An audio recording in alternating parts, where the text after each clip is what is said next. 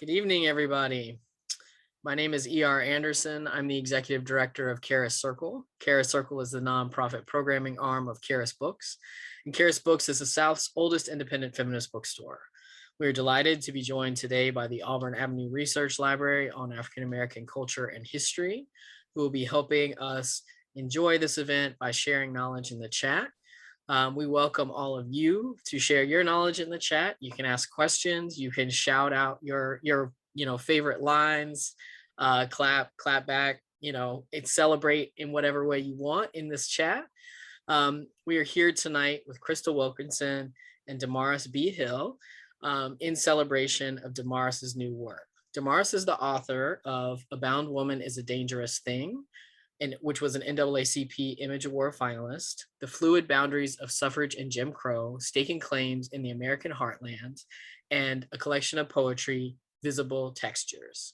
As with her creative process, Hill's scholarly research is interdisciplinary. An associate professor of creative writing at the University of Kentucky and a former service member of the United States Air Force, she lives in Kentucky now. And she is joined by her colleague and friend, Crystal Wilkinson, who is the Poet Laureate of Kentucky.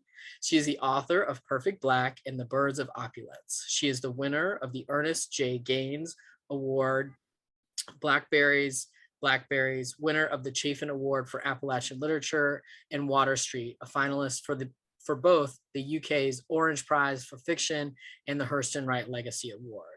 The winner of a 2020 USA Artist Fellowship. She serves as Associate Professor of English at the University of Kentucky. And of course, the book we are here to celebrate tonight is, I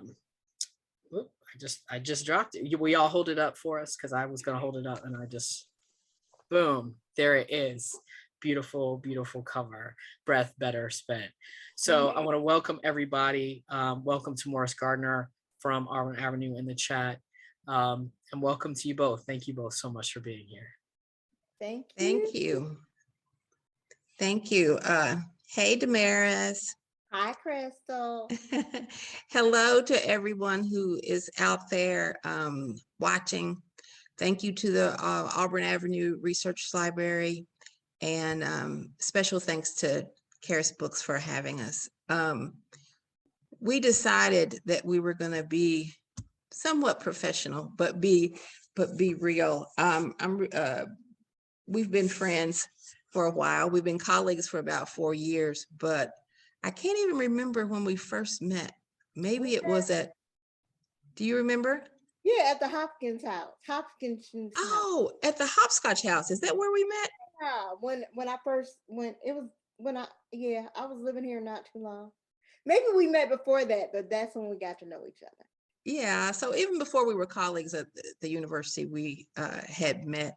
And one of my fondest memories, which you talk about in the introduction, is when you did a workshop at the Wild Fig, when we owned the Wild Fig, and you had that workshop for girls called Guts, Glitter, what's the other G? Giggles. Yes, Giggles. Guts, Glitter, and Giggles. And my granddaughter was in that, and she still talks about it. You and I don't talk about it that much, but Leanna still talks about how much she enjoyed that. And thank you for all the work that you do with girls. So I just wanted to start out asking you a few questions. You all are in for a treat tonight because DaMaris is also going to read sort of in between some of the questions. But I wanted to start with the origins of the book. Your last book, A Bound Woman is a Dangerous Thing, took us sort of across the ages. It was a book that honored Black women throughout history. And it was a book that I gifted many people in my family just because it was a way for them to, through an artistic process, to learn about some of the women in history that they might not know. But this time you've turned your sort of lyric spotlight on girls. So tell us about how this book came to you, or how this book came through you. Okay, it came in a lot of different moments that culminated to a bigger moment. So I guess the most official story was in 2019, as a bound woman was hitting the market. I moved to the East Coast because this is Bloomsbury's first poetry book. We were unsure what was going to happen, what we needed to do. And I really did need the comfort of my homegirls and my friends. You know, writing is the place in my life where I'm most insecure, creative writing. And so I kind of wanted to be there. And I was there. But while I was in Philadelphia, I spent a copious amount of time at the Colored Girls Museum that is founded and directed by the brilliant Vashti Dubois. And it is a perfect museum that has all type of expressive art that captures the experiences and the imagination of the colored girl globally. And that place introduced me to a lot of ideas of expression, nurtured me. But one exhibit in particular, In Search Of, talked about all of the young Black girls that were not receiving attention for their disappearances, and in most cases murders. Mm-hmm. And that began to swell in me. But the idea of girlhood, I mean, there are embers of girlhood in A Bound Woman. When I spent 2014 with Nikki Finney, Ruth Nicole Brown, Shamar Kawachi, and everybody else from Soul Hot, and we participated in Black Girl Genius Week, that was like revolutionary for me. Spending time with the Urban Bush Women, where we talk about activism comes from a very personal space, also allowed me to become very much in touch with the Black girl that I carry on my shoulders. And then I didn't know in 2018 that I was going to write this book. I mean, A Bound Woman wasn't even out yet when I did Giggles, Guts, and Glitter. The only thing I knew is that I wanted to hang out with some really cool people, read some really cool literature, and give away a lot of technology. So I found a way to do that. And you know, not ironically, but I tried to make sure that everybody that was involved with Giggles, Guts, and Glitter was a Black woman that got paid from the grant, but also someone that could be in touch with their Black girl spirit at any given moment, because that was required for the hangouts and the sips and the lunches. And I thank the Wild Fig. So the Wild Fig was the perfect place for us to be. I couldn't imagine us being anywhere else. Yeah, it was wonderful. It was really special. One of the most special things that happened back in the day when we had that place. Talk about the title a little bit. Mm-hmm. Breath Better Spent. What does that mean? Well, it's kind of taken from a poem, Born Again and Again, one of the lines, but it's also kind of like a metaphorical extrapolation on, like, you know, thinking about this season where lives are cut short, like Breonna Taylor, as Kaise Lamont says, sleeping and dreaming in her bed, right? Snoring in her bed. At a time when a lot of people are struggling with COVID, at a time where culturally, regardless of your beliefs, we are under an immense amount of stress and tension. And all of these things are threatening the simplest expression of our life force, which is, and during the pandemic, you know, I really tried to channel my energy and reflecting on good times spent, and Black girlhood was breath better spent. Why don't you read Born Again and Again? I said I wasn't going to have you read that one. Oh my goodness. But we know it's like 10 minutes. So we have choices to make. All right. Well, I don't know if you want to just read some of it or read all of it, whatever moves your spirit. I just want to get some of your words in here. And since you talked about that line. Okay. Let's see if I can read a portion of it. I'll try to read 4 of the probably 20 passages. My father's life will be a jigsaw puzzle, double-eared and irregular pieces, a portrait of a man your father will never admit he knows. Your father will push away from the table. The perfume of Jezebels will howl in his robes. Your father will abandon his vows. Your father's congregation will hiss, coil around him, and sting him in 2 dialects. I am 3 the first time I die. Your flesh is a cleft between the dashboard and the car floor.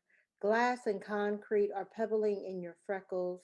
Your grandmother will leave paradise, spill oceans, and frack mountains to get to you. The doctors will see her levitating in hospital lighting. You will wave to her from the darkness. Speaking of Africans who can fly, ask Hester Prynne about the lickitar at her wrist. Ask Tituba of Salem, what can she spell? Ask Baby Suggs to preach the sermon about how beloved found her way in this world. Your woman tongue can hoist bodies into heaven when it dances from the margin of the brook, taking her old place. And I'm going to skip a couple of passages. My grandmother is a Holy Spirit. She comes to you like a mighty rushing wind. She appears before you, arms spread wide and running, waiting to embrace you. You can see the starlight in her mouth. You can count each of Ezekiel's 4 wheels. You recall this world in the afterlife. You tumble toward her, a blazing chariot, crying out in a ring shout for power from above. I am the prophet of Glace Solia, the twice-born girl, the love child of Lazarus, with skin like brick and tar. I remember when I met the Lord, spray painted her face on the Tower of Babel, tagged our sacred names. God and I are gossiping when she reminds the Holy Spirit that one people speaking in one tongue makes nothing impossible. I'm eavesdropping. My ears collect Elot stones and angel fire. Resolution. Anything you love will not leave you forever. Beloved takes the trip across the darkness, across rivers, to the shores of the living and the loved. She knows the way.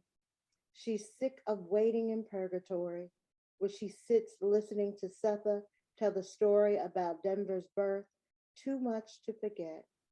Beloved is gilded by the pink tongue of her grandmother, Baby Suggs, the one who kneels down next to Beloved, the granddaughter, dead baby with her throat cut, and prays. None of that had the line in it, so I'm gonna go back.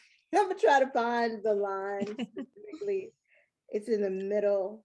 Okay, here it is. Flashback. The second birth is worship. Your first spirit, your grandmother, hovers over you, speaking holy tongues in the death's canals, where you are the beloved orphan of the ungodly. The doctors tell her, breath is better spent on the living. You hear your grandmother's prayers in your nostrils because your ears are doing the work of the eyes. Your eardrums are stained in light.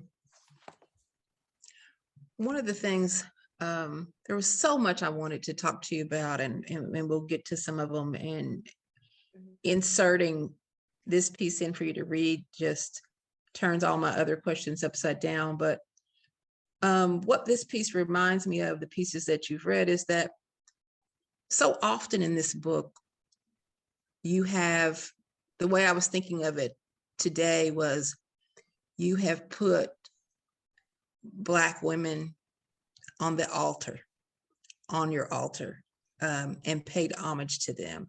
So you have put Aretha Franklin on the altar. You have put beloved Toni Morrison on the altar. Zora Neale Hurston is on the altar. Unknown girls across the ages are on the altar. Zora, Aretha Franklin, like I said, girls who've lost their lives, girls in the midst of joy, your own girlhood self. So I wanted to hear you talk a little bit about that process. I heard you in another interview talk about the African concept of Sankofa. Mm-hmm. So perhaps that's part of it, but perhaps there's more. What made you bring all these women in together to be put on this altar? And beloved seems to be sort of a refrain that's across several pieces, as some of the other women are too. But so these poems, as many poems do, may only have a seed of truth. Born Again and Again, the seed of truth in that poem is I probably nearly died. I did nearly die or died and came back when I was 3. A drunk driver hit my parents' car, and they had to use the jaws of life to get me out. And my grandmother, whom I love, my maternal grandmother, who is from Bermuda, and elitist, this is important, she would only fly certain airlines, right? And apparently that night she flew 3 different planes so that she can be with me in the morning. And, the doctors were just telling my parents, oh, if she makes it, she'll never walk again. My grandmother and my parents just kept praying. They're like, oh, she'll never talk again. And they just kept praying. And, I think I left the hospital after a week or so, 2 weeks or so. Wow. I Yeah. don't think I've ever heard you talk about that in all the time. Wow. That's really. I don't talk about that. Yeah. And I happened to bring the story up to a very old friend, and he was like, and I happened to just be talking. I was like, well, something. I was 3 the first time I died, and he was like, what? He's like, what do you mean? And then I went through the story or whatever. I might have been complaining about my body or the unevenness sometimes that I feel in my body. Like, what? He was like, you have to write a poem about that. So I do have to thank my friend Matt for inspiring me to write about it. Yeah. Continue to unpack those stories in the future. You're so I'm sure, like many writers, but I see in you like this sort of slow unpacking, and that's what I wanted to talk about too, is the voice. Like the voice in A Bound Woman is a Dangerous Thing seems to be sort of a marriage of your critical voice and your poetic voice. This voice in this book, she ain't playing. She's takes more risk. She I think cuts to the bone more. So I wanted to hear you talk about that. And is the speaker of these poems, is it your voice? Is it just outside your voice? How did you outside of yourself? How did you find the lyrical narrative voice? What was your narrative strategy when you was moving through this?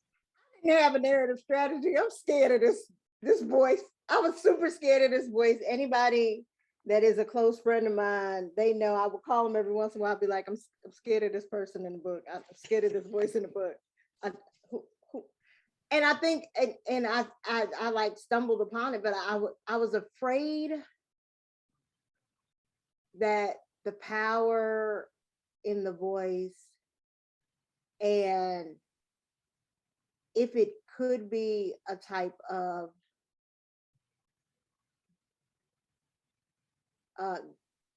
raging giggle or screech or squeal, like the squeal of this voice. I was scared of it and didn't know why. And now I think I am terrified that that is the voice of my youth that I wasn't using. Oh, wow. Yeah. So like just that level of frustration. Mm-hmm. Yeah. Yeah, well, that's interesting to hear you say that, because that was one of the things that I said, like in my notes, I said, can you tell us how this book came to you? And then I scratched that out and I put came through you. Definitely. Yeah, and that's kind of what I feel. So one of the places that I think this is the strongest is in What you're talking about. I'm just gonna go ahead and read it. well, yeah, but I also want to hear Beloved Weirdo. Okay. Yeah, it's pretty there in Beloved Weirdo too. I didn't know the voice was going to be like this. Beloved Weirdo. You are not digging this book about a slave girl and her incidents. The pages read about her early knowing of all things. Meanwhile, you ain't got a stitch of sense. If you did, you would have put that book down and hit that boy asking you if your name is Beloved and if you're going to be like Setha and kill the newborn baby he wants to put in you. Is he the weirdo watching in on you and your bestie leaving the woman's clinic? You wish you would have gone wild as the wind on him for prying. Instead, you go deaf and dumb thinking on it. Your mind wanders into a book. You think on asking Miss Harriet Jacobs, how does a girl learn to be a slave? Does a snake bite you and leak venom until you fall crippled and spasm, zombie you into a slave? If no, then you got to swallow a butterfly and let it flutter in your throat, smother your words until you become a slave. Do you let the butterfly kick you way up into your tonsils? This might make your eyes rummage the floor for cracks and force you to be humble. Can a slave be made from a butterfly that avoids windows, avoids light? Does that butterfly become a bat under a girl's collar? Or do you crawl under the hoof of a horse named Andrew Jackson to become a slave? The horse galloping and neighing at your earlobes, dirt in with the blood. To be a slave, would you have to take your ribs and fashion Andrew Jackson's hooves with ivory shoes? Would the overseers use your teeth to tether, hold Andrew Jackson's shoes in like nails? In the cradle of your black ringing neck, do you offer the nag a pedestal and curtsy at the mare's master? Just curious, not dying to know. I want to say one other thing that just came to me about dead girls. It's important to also say that my best friend from kindergarten died on her way to my 6th birthday party. Yeah, you have told me that story. Yeah, I've written about that a while ago because it was like the first funeral I went to. So when I was probably before I was 8, a couple of people had already died in my proximity. And then, of course, I was a hypersensory, sensitive type of child. So things might have constantly appeared in front of me in that type of way. And again, going back to what I talk about in A Bound Woman, I'm sure many people in my family were afraid that I might be diagnosed schizophrenic. So it's not anything that they were interested in because my grandmother had been diagnosed schizophrenic. And they assumed it skipped their generation and must have landed on me. Haha, jokes on that.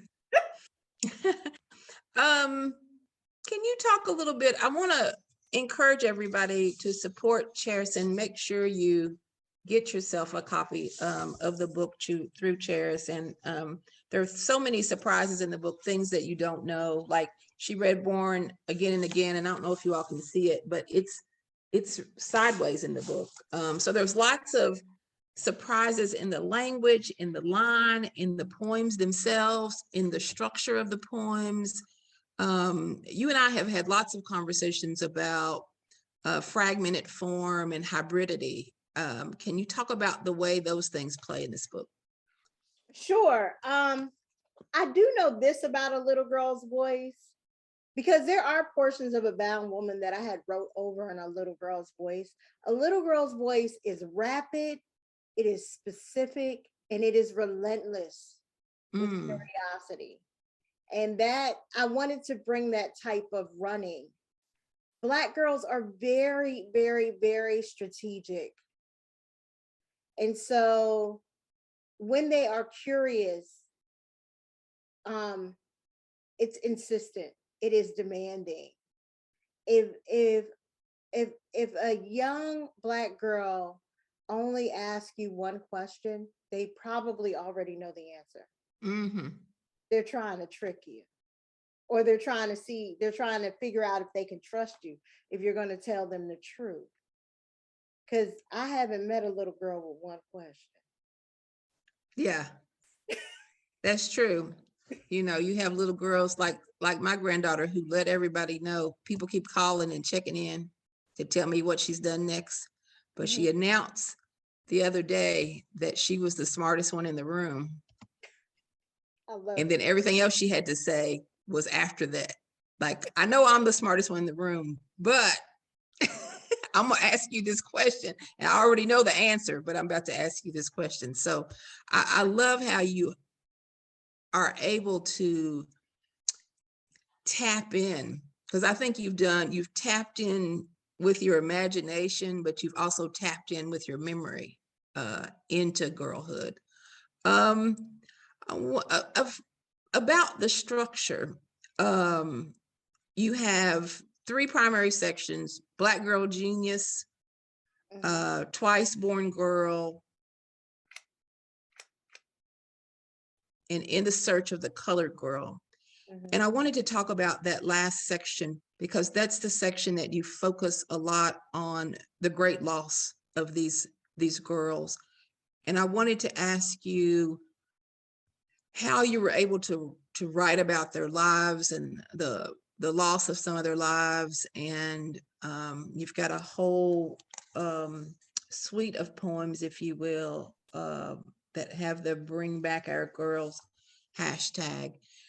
And so how was it writing those, and how were you able to, I know sometimes when we would talk, even though we didn't particularly share our work, you would say, woo, you know, something along the lines like, woo, this book is going to kill me. I don't know if I'm going to be able to get through it when you were writing it. So in what ways do you restore yourself back to joy? Was it through the music? Because you do use a lot of music with Aretha Franklin and Whitney Houston in here. It was through the music, and I've been talking about it a little bit about like this structured reading I was doing, but like we're talking about the process. So it was like through the cipher. So like I could only write or draft like one of those poems per day at best. And if I was editing, I could only edit like 2. And then I would like have to stop, right? And I had requirements of you know, obligations to myself of the poems. Even though I was talking about very morbid and horrible things, I owed the girls beauty. I owed them beauty. So and I owed the book joy. Like it was hard to put joy in this book. It was the pandemic. Breonna Taylor had been murdered. I don't think I taught Breonna Taylor, but she was a student here at the University of Kentucky, and that was my second student to die from the University of Kentucky. The first one I write about extensively in the book, her name is Sanaya Jones, and how brilliant she was. And so I couldn't even write a poem about Breonna Taylor. It was too close. Like that would have, I don't know how long it would have taken me to recover. Her and Kavita Jenkins, the young lady that was found in a hotel refrigerator in Chicago. Those two, I was unsure how I was going to recover from writing those poems Mm-hmm. and how long it was going to take me. But yeah, I did feel like that. I used to like, oh my gosh, this book is gonna kill me. Yeah. And then I would just like try to read, from the cipher. So I would reread I Know Why the Cage Bird Sings. I would reread Their Eyes Are Watching God. I would reread Dust Tracks on the Road. I would reread Tony Cable Bar, Gorilla My Love. I would reread Should Have Been Jimmy Savannah. I would reread Mm-hmm. In the Mecca. I would reread Morrison or reread Lucille Clifton. I would reread Sula and imagine Sula as a little girl, Mm-hmm. as a fast little girl, which, some of us can relate to on this call. And, thinking I would, Birds of Opulence is sitting right there. I had the pleasure of talking about Birds of Opulence most of last year. And so, yeah, I had to read to be back in community and to kind of heal back up. Yeah. Well, and I think you've also got it down to as far as the trajectory that showing that these girls, though they were tragically taken away, you have the trajectory of Black girlhood and Black women's lives, including the joy, all the way to these tragic things that happen. You've got all of those things in this book. So can I say something about that real quick, Crystal? Yeah. People that don't know that the last part is coming, like it's been a couple of times where like I've gotten on these calls to do a reading and the person that's doing the talk is like floored. They're like out of breath. They like can't, they're barely there. And I'm like, okay, I'm sorry. I should have warned you. And I was like talking to my dad because like I've had like the night before people just be in my inbox is just like you could tell that they're like distraught and crying. Yeah. And I was like, I really got to start telling people that before. Yeah, you didn't tell me either. Because we're giggling and talking, and I read like the first section, and then I was like, oh, Lord, I got to lay down. I have to lay down. Yeah, and so I was telling my dad about it. My dad read it, and I kind of warned him in the in my scripting in the book. I was like, hey, read the acknowledgements first and be careful. And then my dad called me when he finished, and I was like, yeah. And I was like, the call was disrupted by these messages coming in. I was like, I should just really start warning people before the book. He was like, no, don't warn them. That's important. It's important for them to feel that. And I was like, oh, okay. But I do think it's important. Oh, go ahead. To measure the magnitude of the loss. It's not just the loss of the physical body. Yes.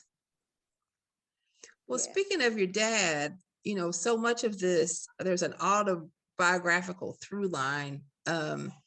And I wasn't going to talk about your dad specifically, but for the writers that are on the call, I was wondering how you tackled, or if you have even tackled yet, since it's still out there new, have your family members had anything to say about the bits and pieces of their own lives that are here?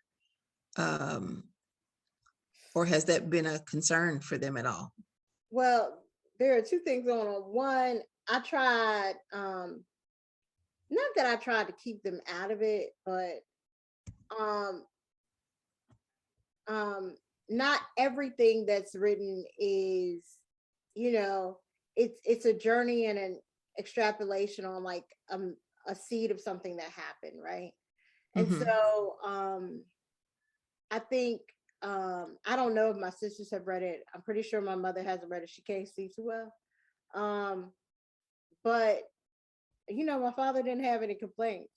So, but I'm also the type of person that my feelings have probably been expressed orally and directly in much more exacting ways. Mm-hmm. So I'm not discreet about my feelings around. Okay. Okay.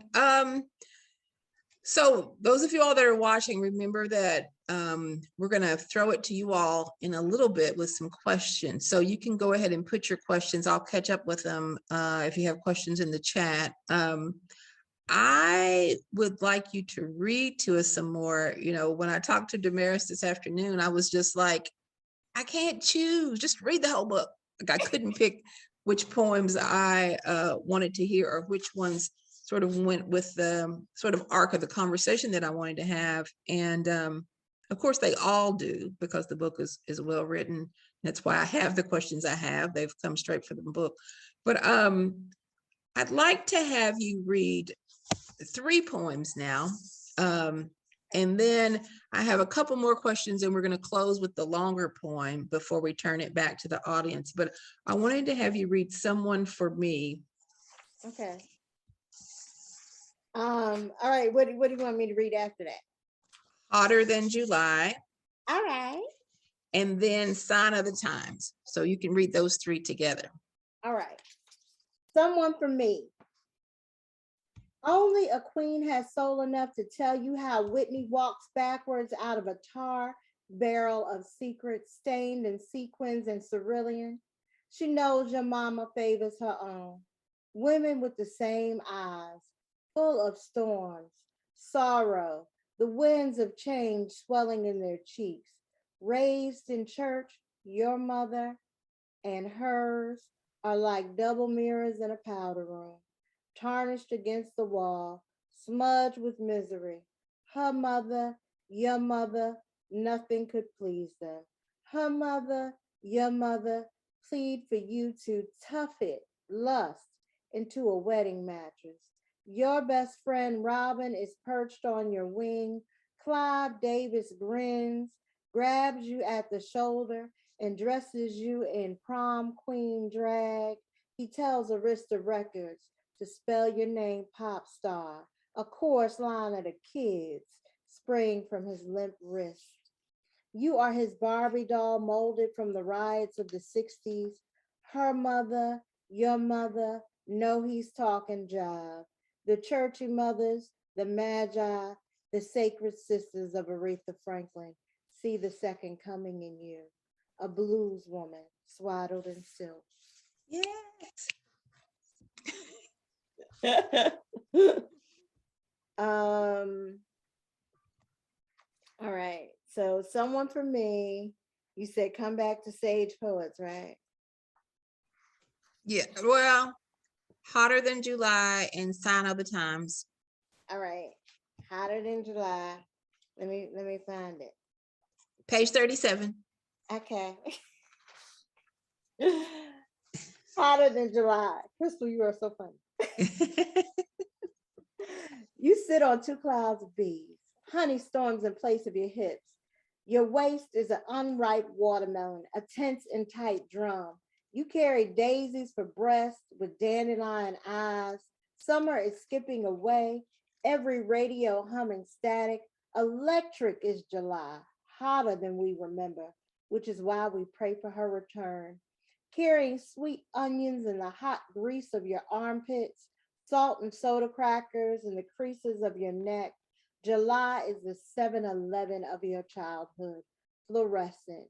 Your jelly sandals are neon, your panties washboard and starch white, snapping hand game rhythms with your belly button. The driveway is your playground, littered with Christy dolls and cordless curlers. In the attic, you play with your vanity. You pretend it is a crib. You skip circles around a stool, sit on top of it. Blue magic hair glue on the back of wrist. You pick at a face mirror. You blow on it to reveal the musings of your mustache. You karate kick an ankle into the air. Flash freeze. There. You tiptoe balance between chipped toenail polish and your need for October. Middle school is a distant dinner guest. It is July and you are still a girl. You wrestled back the pink folds of your body, cussed God for holding the woman in you for ransom. You begged for the blood.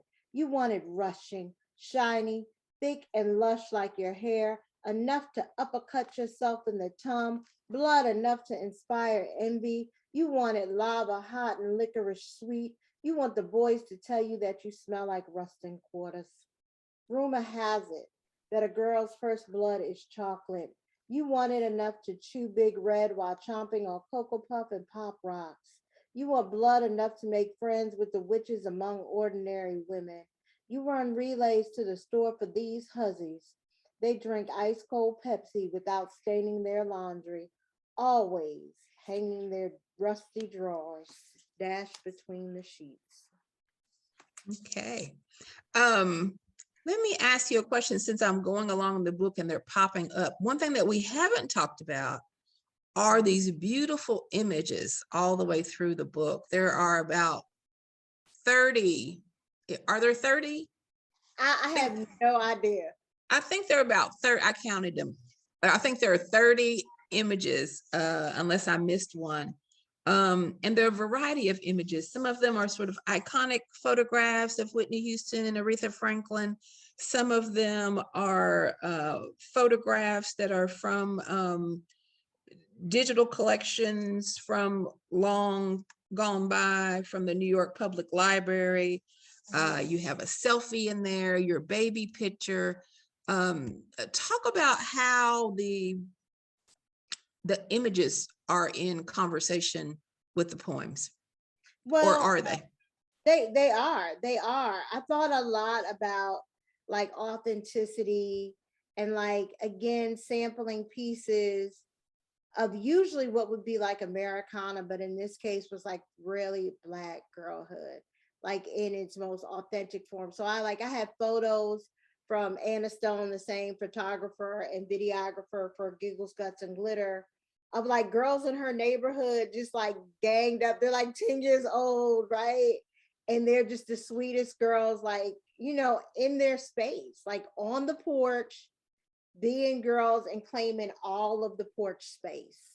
Mm-hmm. Right. And then there's I'm gonna say I'm gonna get her name wrong, but it's a photographer from DC. Her name is Kina, and I don't have her last name right now, but she's in the book, and she captured in the Don't Mute DC movement that's advocating for go-go music to stay in DC, how Black girls physically use their body in a protest, right? But how they use their body is literally one of the 5 girls is on top of the hood of the car. This is a police, what do they call it? With the bandwagon where they lock people up. Oh, The police car, the whatever. paddy wagon. Yeah. So it's like a huge truck. It's an SUV, right? Hi, Aka. It's an SUV, a paddy wagon. So like one girl's on top of the hood, and the other girls are literally standing on their hands with their feet, pushing the doors closed as they twerk, right? It's like such an expression of Black girl performance and freedom, and also like a type of protest. Who are you arresting if they're standing on their hands? And who are you putting in that car if it is nothing but flesh and foot all over the doors, right? And so I had to have that.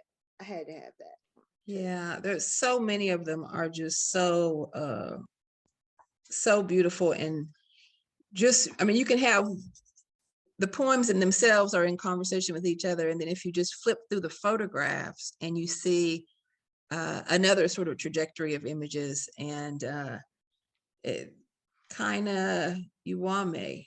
Yeah, and like this picture next to Sign of the Times, What You Want to Hear, was really important to me because we never get to see Whitney Houston in this way, right?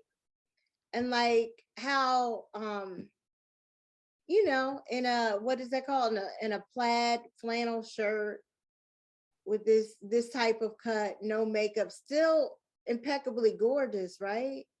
But like a different type of Whitney than many of us remember seeing a much younger Whitney and a maybe more authentic Whitney, right? Mm-hmm. So I knew this was going to happen, and time is creeping up on us. But one of the things that among the many things that I admire about this book is, you know, when I think about teaching it or who I would buy it for, it's not just one segment, right? So I feel like that even though she might not understand it at all, I could give it to Leanna, who's 13. I could buy it for her. I could use it for a creative writing class. I could use it for a class in women and gender studies, particularly a class of talking about Black women. You could even use it in an ethnomusicology class. But I wanted to ask you, you know, and maybe you didn't know while you were writing it, but now that it's completed and it's out in the world, what do you hope that your reader takes with them after they've read this book? A couple of things, and it took me a while to figure it out, and it took me a while to admit it, right?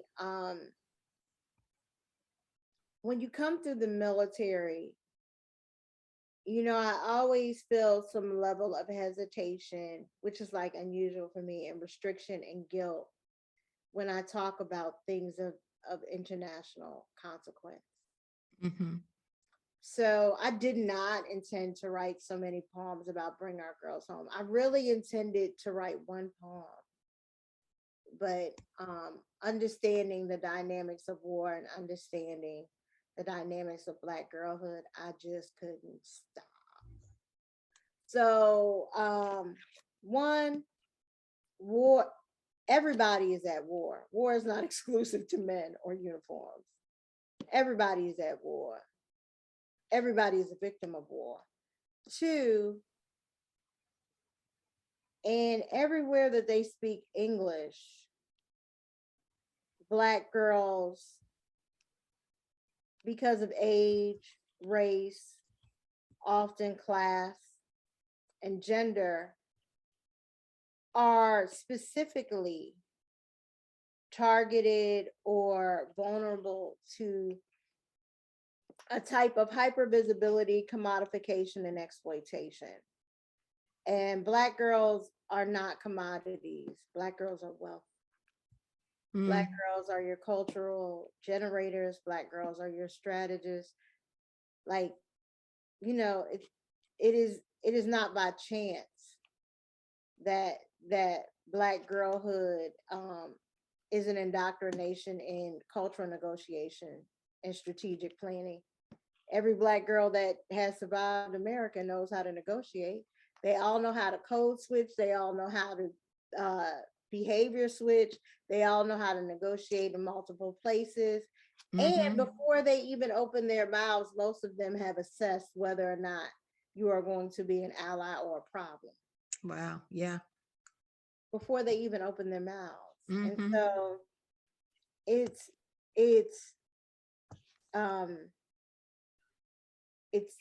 it's unique, and it's a type of wealth, right?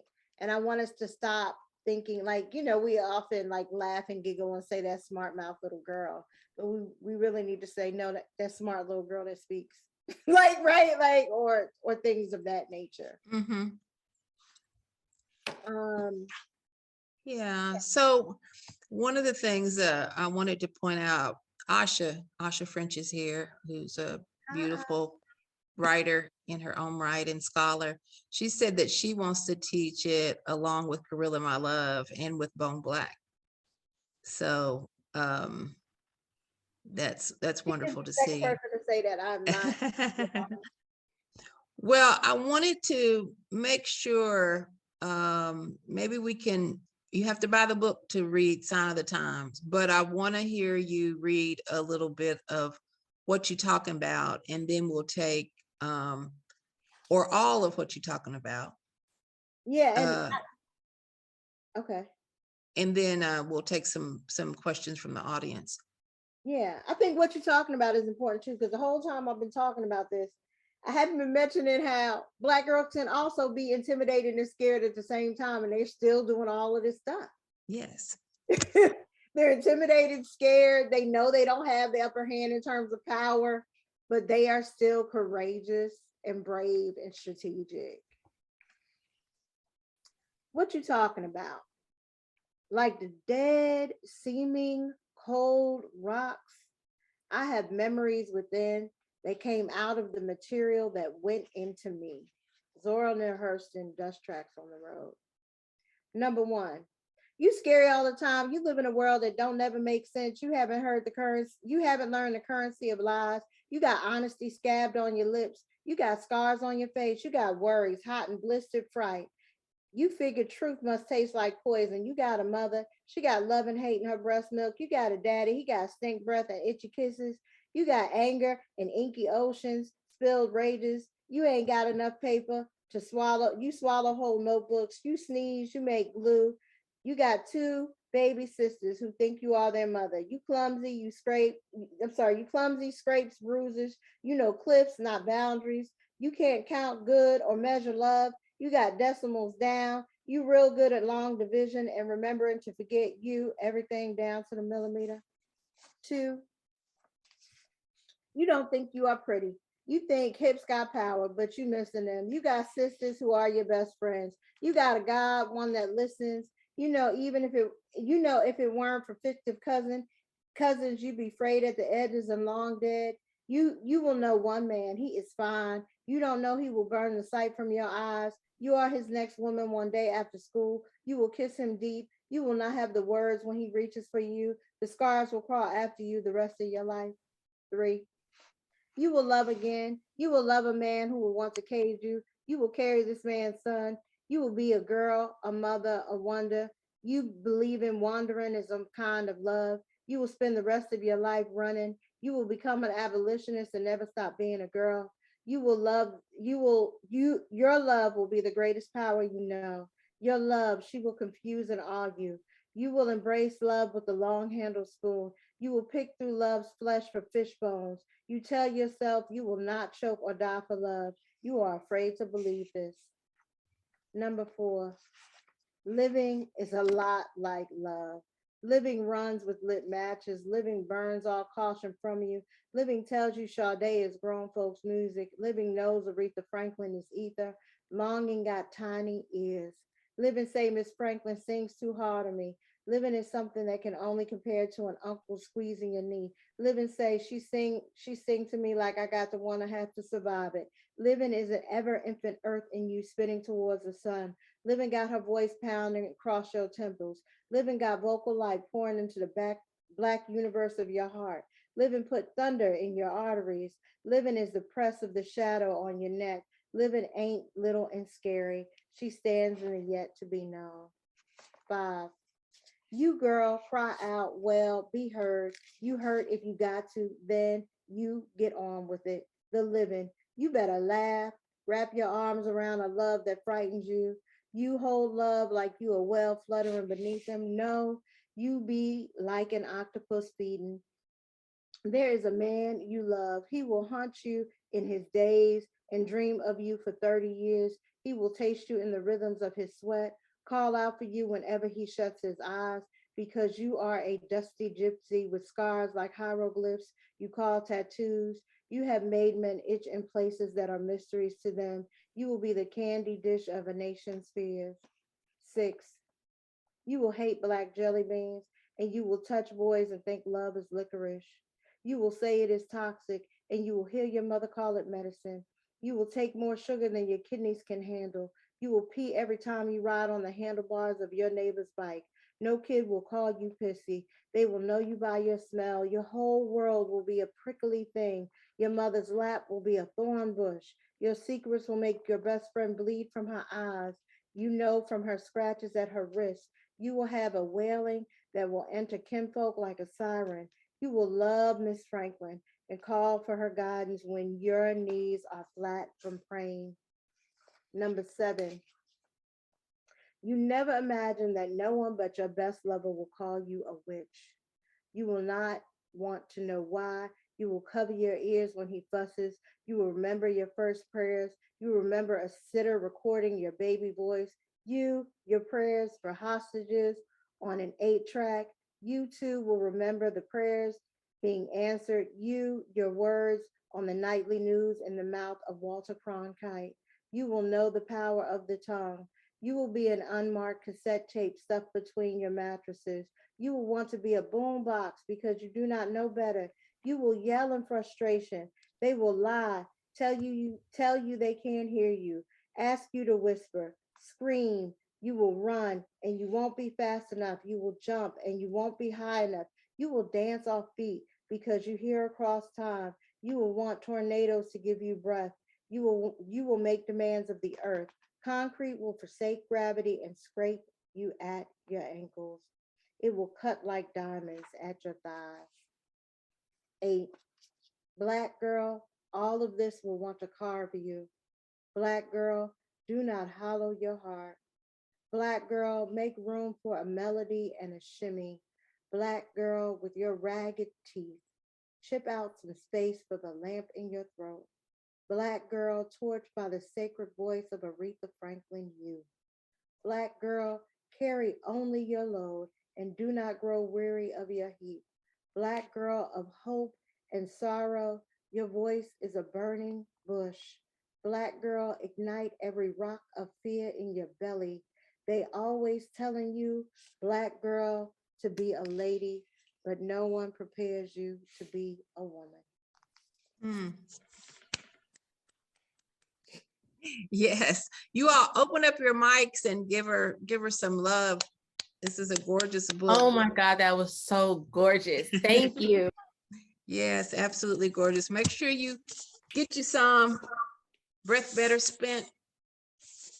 And it'll dance with you. The book will dance with you. Yes, this is the amazing thing. And you all, if you don't have it yet, you don't get to have this kind of fun. But if you can, you see it glitter? Of course, it's DaMaris Hill's book, so it has to have some bling. You know that, right? So you all can either put questions in the chat or you can open up your microphones and ask questions. There's one question from Opal Moore, DaMaris. She said, is there something specific about Black girlhood that you think is not enough understood by Black communities? I think it's a lot that is not understood and not discussed about Black communities and Black girls. I think one of the things that I was wrestling with in this book, and let me be clear, I'm writing about Black girlhood with the full understanding that my family is very respectable. And we kind of like them kind of ethical Christians. Some people in my family are overtly religious, we're praying for them. But my upbringing was probably more liberal than others. But we still have to have a conversation, I think, in the Black community about what joy looks like for everyone and what being human looks like for everyone. It's very easy for us to believe that we're guiding children rather than teaching them how to live. Mm. And I think we need to be more intentional about that. And even though there are a lot of accusations in the book that are direct, that are about a conversation between the poems and the other poems and me and the reader, I also, as a human being, have the understanding, and as a parent, that we grow. The parent I was at 20 is not the parent I am at this age. Or and we grow. And so this is not an indictment of any one person or any few people. It's an indictment of the cultural belief system that we have chosen to embrace, and a question about how can we choose to embrace our Black girls over this larger belief system that I'm talking about in this book is tearing apart or is threatening Black girlhood. but it's really threatening all our humanity. Mm-hmm. Yeah, there's always something, I think, in our community about breaking a little girl's spirit. Like, taming her, calming her down. Absolutely. So somebody in my family did not believe in spanking children until they had a little girl. Like, and like they think, and the little girl is more brazen. She is more adventurous. She is less behaved. But the expressions of that showed up early were cultural. Like, she's not interested in keeping her dress down. You know, and so because of the fear of the complications that happen with hypervisibility, there's a desire to control the child rather than to control the environment that would violate her. Okay. Well, thank you all so much. We still can take a few questions. ER gave us permission to go over if we needed to. But if you all don't have any questions, again, we want to thank our dear sister DaMaris Hill for her work and for her body of work, and especially for Breath Better Spent, Living Black Girlhood. Make sure you get one. You can order one from Charis tonight. There should be a link in the chat coming up soon. And we will turn it over to ER Anderson. Thank you, Crystal. Thank you. Thank you both so much. This is a beautiful evening. Thank you to everyone in the chat for joining us. Yes, the link is just a little bit up in the chat. I'll put it in there again. Also, the link to all of Crystal's books and all of DaMaris's previous books, because if your collection is not complete, you are going to want to complete your collection. Thank you to Auburn Avenue Research Library. And I do want to let folks know, since you lifted up Whitney Houston in the book, we are doing an event celebrating the new book about Whitney Houston, Didn't We Almost Have It All, this Friday night. So for all the Whitney Houston fans out there, this is an excellent book, reimagining and re-examining her legacy and kind of the ways that mainstream media did her wrong, and especially a lot of the homophobia and things related to her life story. So I hope if folks are interested, you will come back. That is also a free event to join. We have a lot of great events coming up at Charis throughout the month. So please, if this is your first time joining us, come back and see us again. And as always, thank you so much to Crystal for your beautiful moderation and questions. Thank you to DaMaris for your beautiful work. It is I was trying to remember if your last event with us was a virtual event, but it was one of our last events before the pandemic, because I was like, oh, I'll just put the link to the video, and I was like, no, that was a real event, that was in real life. So I hope that we will get to host you both physically in the space again sometime soon for a future, but this was lovely. So thank you so much. Yeah, and Aisha Moon was there. Yes. And you know, we miss her all the time. So for folks who don't know, she passed earlier this year. Earlier last year, right at the end of the year. So, but her poetry stays in our space, and her memory stays in our space. So important to lift her up. So thank you both. Thank you to Auburn Avenue. And I hope everybody stays safe and as healthy as possible in these wild days. Yes. Thank you, everybody, for coming and hanging in there with me and Crystal as we played online. We love it. We love it. All right. Good night, y'all. Thank you. Bye-bye. All right. Good night, y'all. Good night, everybody.